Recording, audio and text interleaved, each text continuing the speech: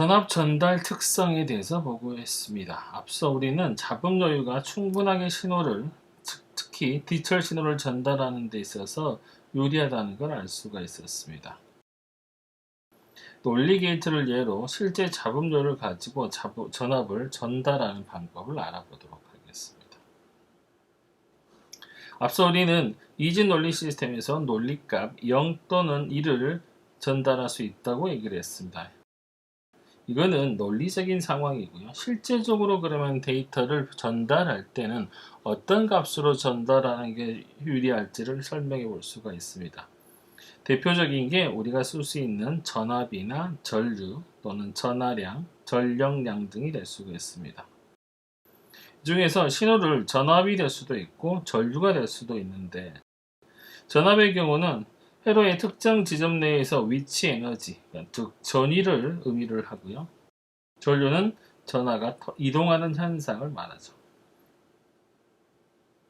자, 그렇다면 전압과 전류 중에 어느 것이 신호를 전달하는 데 유리할까요? 회로가 동작하지 않을 때의 신호를 생각해 봅시다. 신호를 전압으로 정의하게 되면 신호가 전달되지 않더라도 우리가 전압의 차는 그대로 위지가 되어 있습니다. 전압 자체가 위치 에너지이기 때문에 전압 자체의 에너지 소모는 없는 것이죠. 반면에 신호를 전류로 정의하게 되면 물리적인 전하의 이동인 전류는 반드시 에너지를 소모할 수밖에 없습니다. 따라서 일반적으로 회로나 더 나아가 시스템에서는 이 에너지 소모가 적은 전압을 주로 신호로 사용하게 됩니다. 전압을 신호로 사용하는 반도체 칩에서는 외부 공급 전압 VDD라고 하는 신호선을 사용을 하고요. 또 이것과 함께 접지 신호인 GND 신호를 사용을 합니다. 근데 우리가 이거를 플러스, 이것을 마이너스 이렇게도 얘기하죠. 3장에서 학습할 논리 게이트에는 not, NAND, NOR, AND, OR, exclusive와 exclusive NOR 등 복잡한 게이트의 종류가 들어있습니다. 이 중에서 NOT 게이트는 논리값 0을 입력하면 1이 출력되는, 또 1을 입력하면 0이 출력되는 기능을 수행하는 가장 간단한 논리 게이트입니다. 지금 현재 이 그림에 나와 있는 이 심볼 자체가 NOT 게이트를 나타내고 있죠. 다른 말로 이것을 인버터라고도 부릅니다. 디지털 논리 시스템의 논리 특성에 따라서 논리 게이트의 대표적인 이 인버터의 전압 전달 특성을 살펴봄으로써 우리가 확보해 볼 수가 있습니다. 전압 전달 특성이란 것은 입력으로 어떤 전압을 가하고 무한한 시간이 흐른 후에 출력 전압을 측정해서 그 수치를 입력 전압과 출력 전압의 그래프로 그린 것을 말합니다. 여기에 또 다른 입력 전압을 가는 과정을 수없이 반복함으로써 얻을 수 있는 수많은 점들의 집합, 이게 바로 전압 전달 특성입니다. 공급 전압을 VDD라고 할 때 이상적인 인버터의 심볼은 그림 A와 같고요. 이상적인 전압 전달 특성은 B와 같습니다. 자, 여기 보이는 이 그래프가 바로 이상적인 전압 전달 특성 그래프가 되겠습니다. 자, 이상적인 인버터의 경우는 0에서 2의 VDD 구간에서는 전압값이 논리값이 0으로 인지가 되고요. 따라서 출력은 1이 나오게 됩니다. 반면에 2분의 VDD 구간부터 VDD 구간까지는 1로 논리값을 인지해서 해당되는 출력은 0으로 만들어지는 것이죠. 여기 지금 0이죠, 이 값이. 예를 들어서 V 이내에 4분의 VDD를 전달해 주게 되면요. 출력은 VDD가 되겠습니다. 근데 Vn에다가 우리가 4분의 3VDD를 전달해 주게 되면 출력은 0이 되는 것이죠. 자, 이렇게 0과 1을 가르는 이 기준이 되는 곳, 이 전압을 우리가 뭐라고 부르냐면 논리 문턱 전압이라고 부릅니다. 자, 이 그림에서는 2분의 VDD가 바로 논리 문턱 전압이 되겠습니다. 0과 1을 가르는 경계가 되는 것이죠.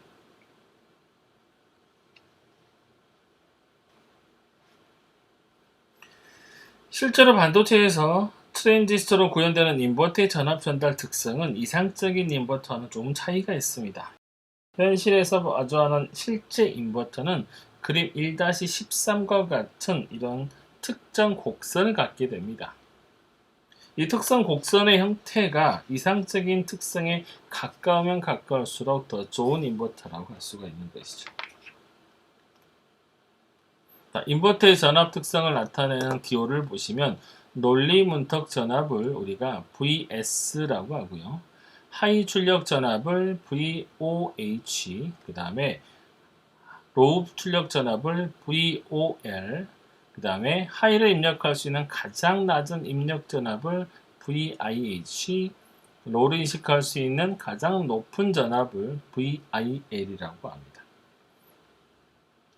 자, 실제적으로 값을 인식할 때 우리가 이렇게 이상적인 논리 문턱 전압과 가까운 이렇게 곡선 형태의 그래프를 볼 수 있다고 그랬는데요.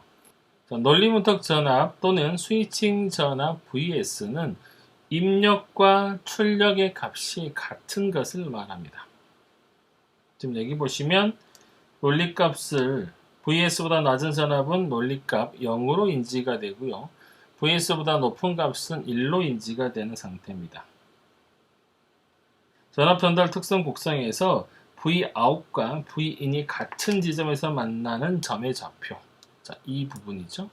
이 부분이 바로 VS 값이 되겠습니다.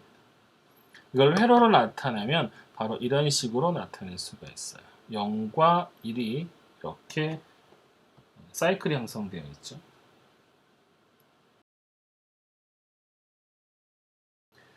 출력 전압과 입력 전압에 대해서 보도록 하겠습니다.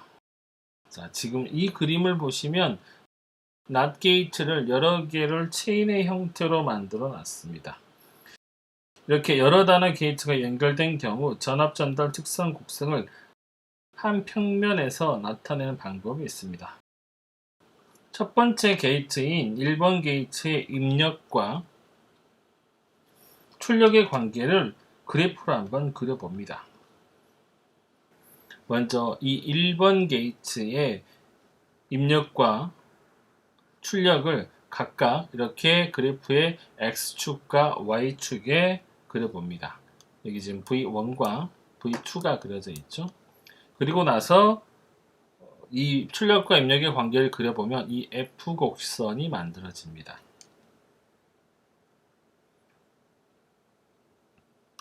이번에는 2번에 해당하는 2번 게이트의 특성 곡선을 평면에 그려보는데요.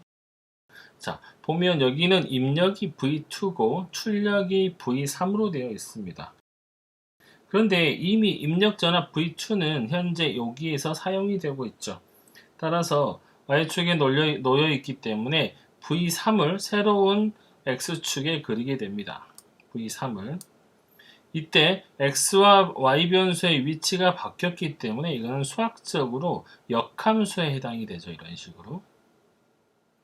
자, 이거는 V2와 V3의 역함수 관계를 그려놓은 거고요. 그 다음에 3번 게이트 같은 경우는 다시 V3의 입력을 기준으로 V4의 출력이기 때문에 V3의 기준으로 V4의 출력을 나타내는 이 F 그래프를 나타낼 수가 있어요. 자, 그 다음에 다시 4번 그래프 같은 경우는 V4가 이미 출력으로 나와 있기 때문에 여기서는 V5를 그리고요. 다시 역함수의 그래프를 그리고요. 5번 그래프 같은 경우는 V5의 입력에서 V6의 출력을 나타내는 이런 F 그래프를 그릴 수가 있어요. 따라서 각각의 게이트는 함수와 역함수의 관계를 가지고 있다는 걸 알 수가 있죠. 이렇게 홀스단의 입력 V1, V3, V5는 X축이 되고 그 다음에 짝수단 출력은 V2, V4, V6는 Y축이 되는 것입니다. 따라서 함수 F와 그 함수의 역함수를 그리게 되면 모든 게이트의 특성 공식을 이렇게 하나의 그래프로 나타낼 수가 있어요. 이렇게 짝수단과 홀수단의 특성 곡선을 겹쳐 놓음으로써 다단 전압 전달 특성 곡선을 그릴 수가 있습니다. 자, 논리값 1과 0에 대한 출력 전압은 각각 얼마인지를 한번 보겠습니다. 자, 이렇게 수많은 게이트를 통과했을 때 0과 1에 대한 해당되는 출력 전압을 한번 정의를 해봅니다. 우선 그림 1-14A의 낫 게이트에 논리문턱 전압 VS보다 낮은 전압 V1을 가했다고 한번 가정을 해보겠습니다. 지금 여기 VS가 여기에 해당하는 부분이기 때문에 V1에 대한 VS보다 작은 V1을 정의했다고 했을 때 이와 만나는 그 F점의 출력점이 V2가 되겠죠. 자, 그리고 나서 V2에서 다시 이의 역함수와 만나는 점이 바로 V3의 출력 부분이겠죠. 그러니까 2번 게이트의 출력이 됩니다. 다시 V3에서 F그래프에 해당하는 부분이 F4, V4의 출력점이 될 거고요.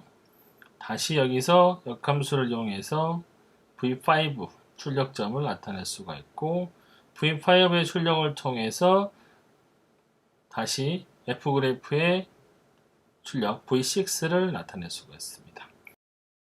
결과적으로 이렇게 VS로부터 점점 멀어지면서 가장 왼쪽에 있는 이 F함수와 F역함수의 교차점, 왼쪽에 있는 교차점에 점점 수렴됨을 알 수가 있습니다.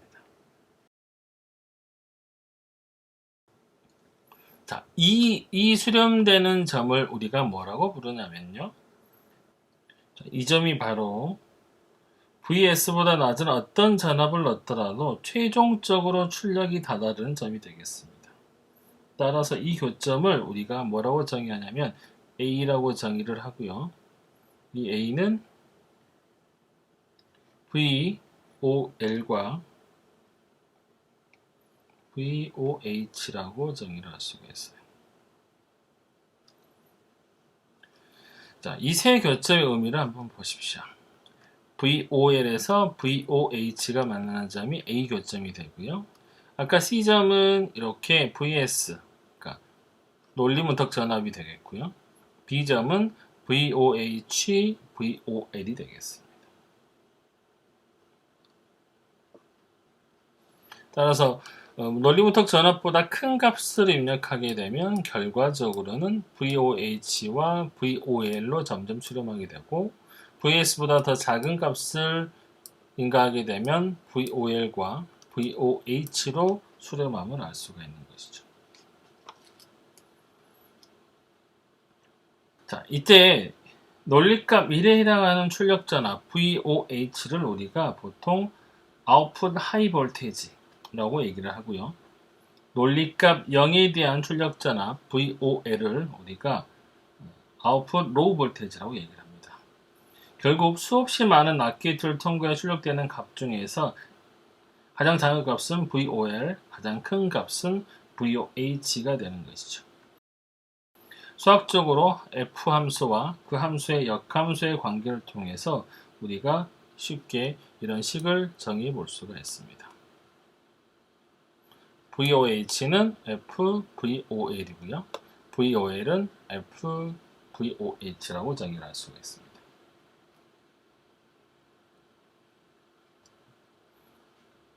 이번에는 입력 전압 VIH와 VIL의 관계에 대해서 보도록 하겠습니다. 아까 봤던 전압 전달 특성 곡선을 보고 설명을 드리도록 합니다. 이 특성 곡선에서 기울기가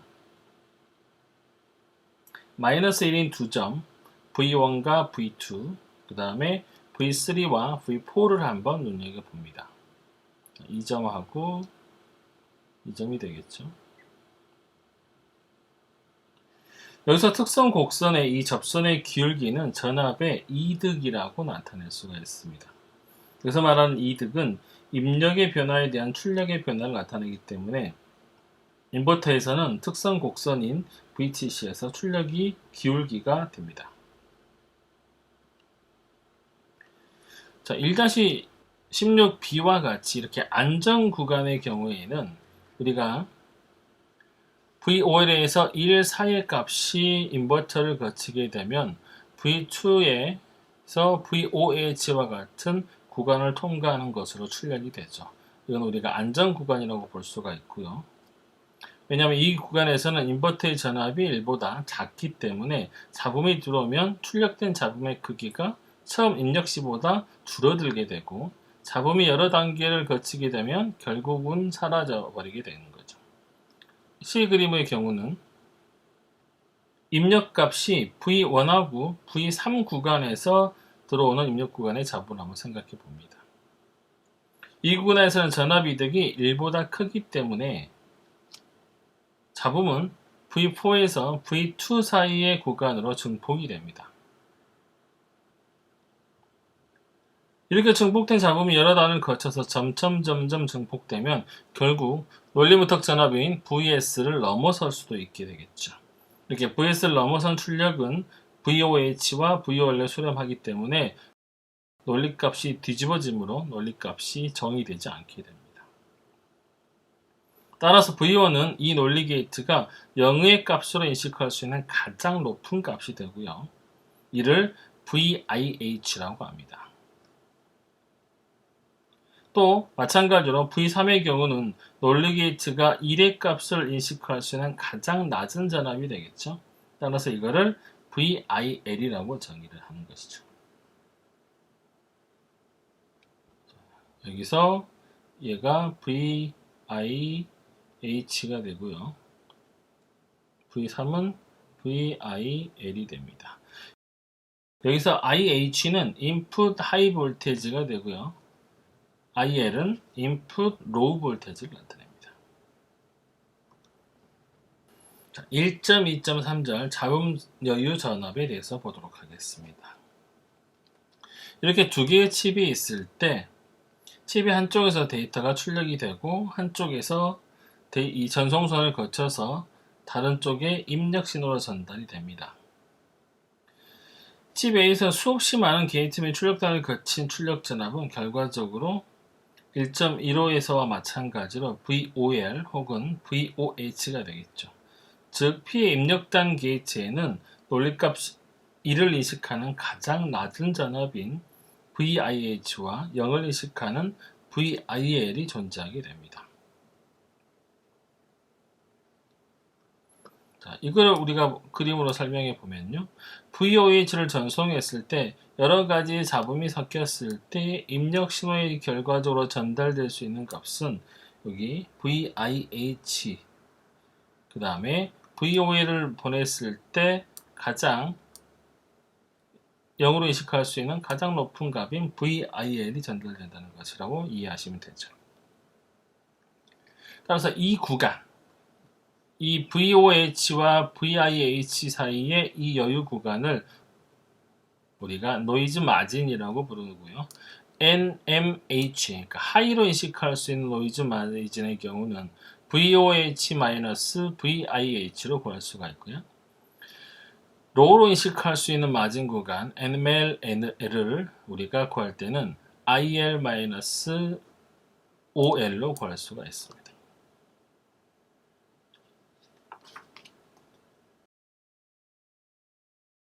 자, 그 다음은 예제를 통해서 한번 알아보도록 하겠습니다.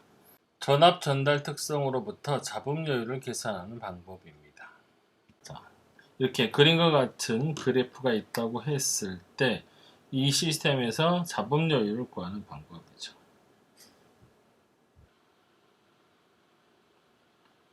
자, 먼저 이 그래프를 보고 여기서 우리가 역함수를 구할 수 있어야 되는데 제가 선을 잘 못 그리니까 오른쪽에다 바로 설명을 할게요. 가장 편한 방법은 일단 우리가 5V를 인가했을 때 나타내는 값이 1V죠. 그러면 이거를 반대로 1V를 인가했을 때 5V가 나온다는 이 교점을 하나 표시를 하고요. 그 다음에 다시 2.4를 인가했을 때 5V가 나오니까 5V에서 2.4V의 교점을 하나 표시를 합니다. 그 다음에 2.6일 때 1V가 나오죠. 따라서 1V일 때 2.6을 다시 한번 표시를 하고 그 중간을 이렇게 선으로 연결하면 이 F 함수의 역함수를 쉽게 표시할 수가 있어요. 자, 이렇게 표시해 보면요. 교점에서 가장 작은 값 VOL은 바로 1V가 되겠죠.